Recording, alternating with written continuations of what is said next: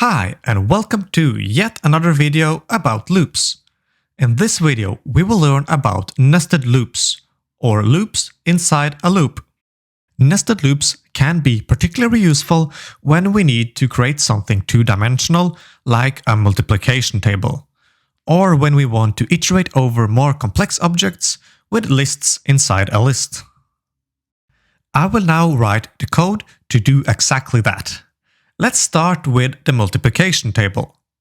For this, I will create a nested for loop containing two for loops, where each loop iterates from 1 to 11.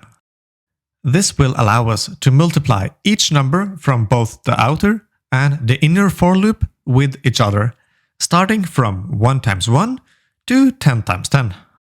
Let's start by defining the outer for loop with the letter I, representing the first counter element. Now we need something to iterate over, so I'll use the range function and provide two parameters.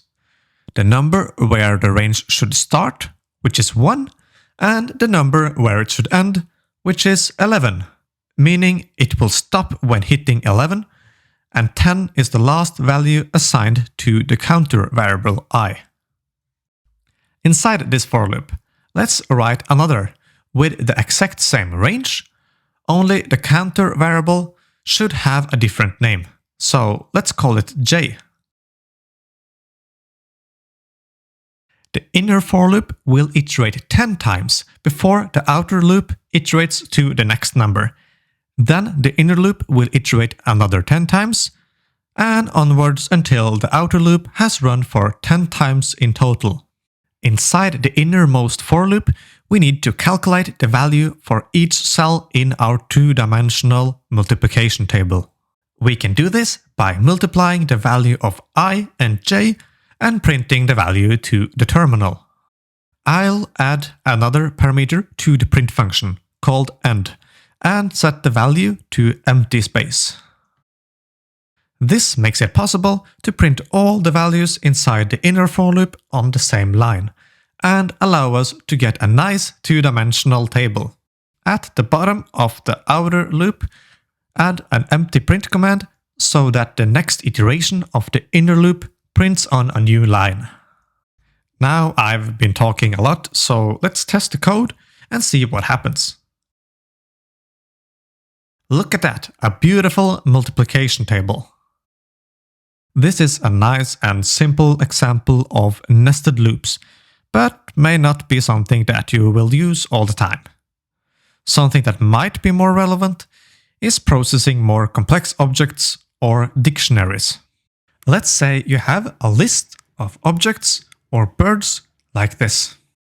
Here we have a list at the root level, and inside the first object you will find two properties, name and colors.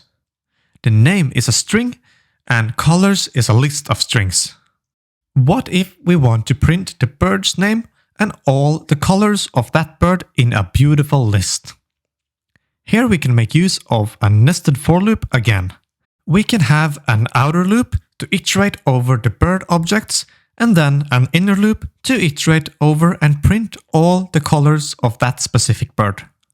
Let's write a for loop where we iterate over the list of birds. Inside this for loop, we can write a print command where we extract the bird's name using the counter or bird variable, followed by brackets and the key, which is name. And at the end, write colors, colon. Below this print command, we can write another for loop, but this time we iterate over the colors inside the bird object. We can call the counter element color.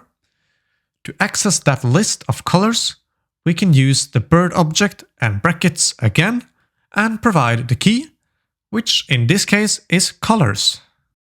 Inside the inner loop, we can now write a print command to print each color. And add an empty print command at the bottom of the outer loop. So let's test our code. Look at that! I guess we can call this mission accomplished. We have now learned how to write nested loops and how to process objects or dictionaries. In the next video, we will start to learn about functions. If you like this video, please hit the like button and subscribe for more content. If you have any questions, please leave a comment in the comment field below and I will try to answer them the best I can. And remember to hit the bell icon to get notified when I publish more content.